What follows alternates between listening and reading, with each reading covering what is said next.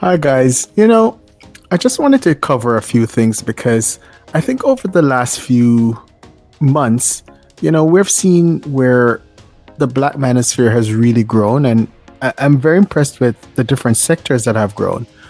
Um, I kind of think the one that is growing now is the Black dating coach. I will get into the more popular ones. I don't think this is the most popular thing, but this is in the mainstream. This is bigger in the mainstream than I think in the Black manosphere.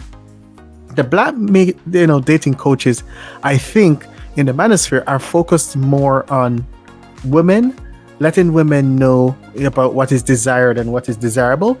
And so, just to look at the main manosphere is a lot of times, you're looking at trying to identify who is Stacy and who is Becky.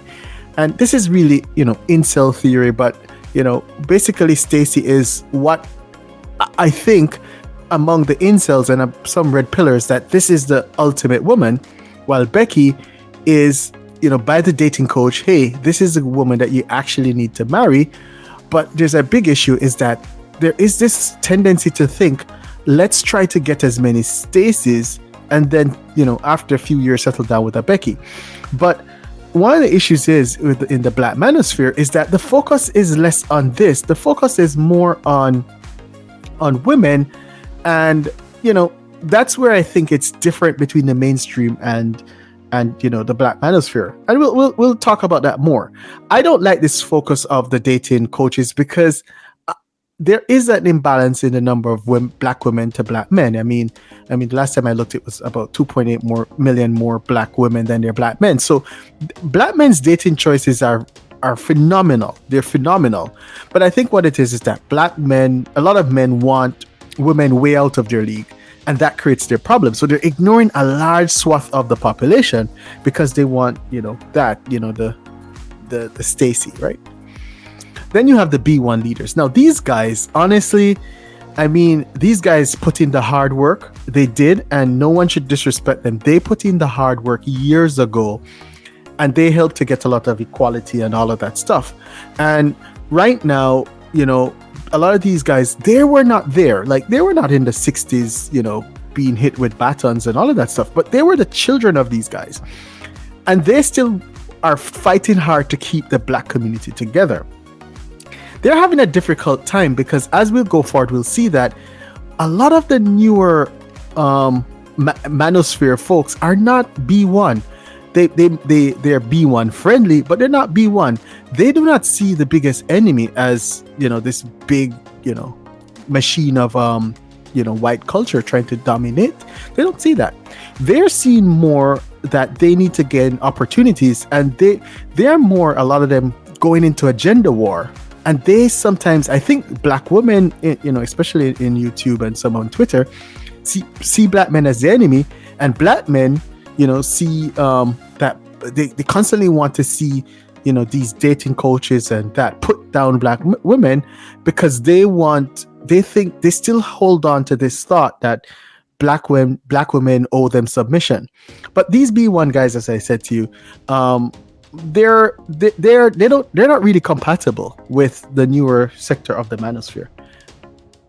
Then you have the pickup artists. Now, I actually don't like this set of people because I think that these are generally scammers because they're trying to teach young men how to pick up women, and this is like, it's a joke to me, right? They're trying to send these men in after the Stacys or collect all, a lot of different women. And the fact of the matter is that you have to be handsome, tall, you have to have a good story to get these women. And a lot of these guys are just being set up for success. And guys actually pay for courses to learn how to pick up women. And it's kind of sad. And, it's sad because when you go back to it, there's a lot of average, nice women out there. But, these guys want to sleep with as many Stacys as possible before they, will, settle down with the Becky if you're white. But yeah, for the Black guy, who knows? I think the Black guy's options are open, but they're all doing the same thing. And the sad thing is that The pickup artist might make money. The pickup artist teacher makes money, but the poor guy, he normally doesn't get anything from his course. Then you have the alpha teachers. Now these guys, oh my God. A lot of times I tend to cringe when I see them because they have a very archaic view of women, and it tends to be one of, that men are the lead and the strong ones and women are weak, and it's always manipulation. And it's strange when you see a beta male try to pretend to be an alpha. It's a very weird thing. And the ultimate thing is, and if you've ever seen this guy, it's the incels impression of Giga Chad. Like, what they said is that this guy, all the Stacys would want him, and he's just like an impression of what all women would want. And the funny thing is that they want this to be like their mental projection. It's a weird thing. But so all these alpha coaches are out there to treat women in such a way that it established them as the alpha. It's a very weird thing. It's very weird. But between the alpha coaches and the pickup artists, I think there's some similarity. But this is more, bringing up, I think, a little bit of what I think some people call toxic masculinity. And yeah, it's kind of weird and it's kind of cringeworthy. Then you have the red pill coaches. Now, the red pill coaches, I notice a lot of them, they're really focused on women. Like, they're focused on men, but they're trying to give men the theory and understand what's happening. But what I notice is a lot of them, they tend to focus on women to tell women, hey, they're seen in the future, they're looking into the Palantir and they're saying, hey, as they look into the future, Saruman, they're saying, hey, guess what? You're going to hit the wall. And, they have this like little meme of, I think her name is Kelly Gillis and Tom Cruise. They were in Top Gun, and that was them in 1986. And look at them now in 2018. And so what they're trying to say, 32 years have passed, and Tom is still an eligible high value man. And this lady's now a grandma, right? And they're trying to show what happens as life goes on. And so, back to the Palantir, they're telling younger women, your best marketable value is now when you're in your 20s. Because when you get older, your choices are more limited. It's very true. It's very true. These guys are the one set of guys that I think theoretically it's sound. It's extremely sound. What I don't like is when it branches out into alpha, pickup artists, and the dating coaches, because I think that's where the message gets perverted. But theoretically, it's true. A lot of times, we can't fight society. The women have their highest, dating value when they're younger, single, and childless. And that's true. We can't deny that. Then you have the level up coaches. Now, I personally want more of these guys, because these guys are helping black men, white men, all sorts of men to figure out that the key is to gather resources. Now, in the traditional society, you need a man to marry a woman, have a nuclear family, and be a provider. To do that, he needs to have marketable skills. And so a lot of guys, some of them do day trading. I don't like day trading. I think you'll lose a lot of money doing day trading. I think you should understand it and, be a more long-term and medium-term to long-term investor. But it's nice to understand these things. But, the solid stuff is becoming an electrician, becoming a welder, studying for, certifications, your CFA, your CPA, all of those different things, because that's how you get to that point where you level up. And, one thing I want to go back to, and, it's very important that we look back at it.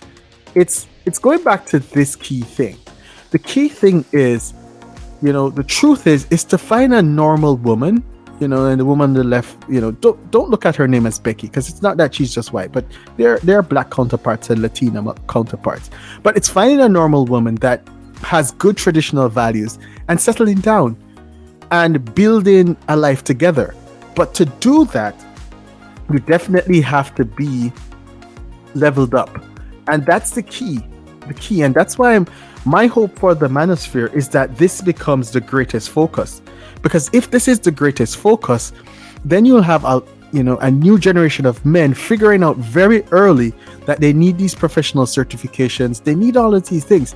Because if you're going to be a provider and have a family and all of that stuff, you want to do this. And this should be the focus. But I do believe you should understand red pill theory, because red pill theory is just basically telling people, hey, this is the market, this is what it is, and take out the political correctness of it. Just look at it for what it is. And I think that this benefits a lot of people, but stay away from this pickup artist stuff and alpha strategy, alpha teachers, and even the dating coaches. You don't need that. The key is to level up, and then next step is to find a nice traditional woman.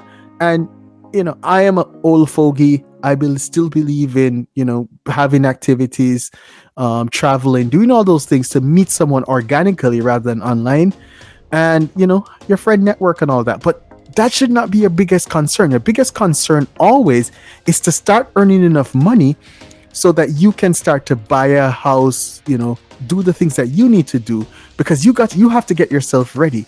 And you don't need many women. You just need one woman to settle down with and have a family. It's so simple.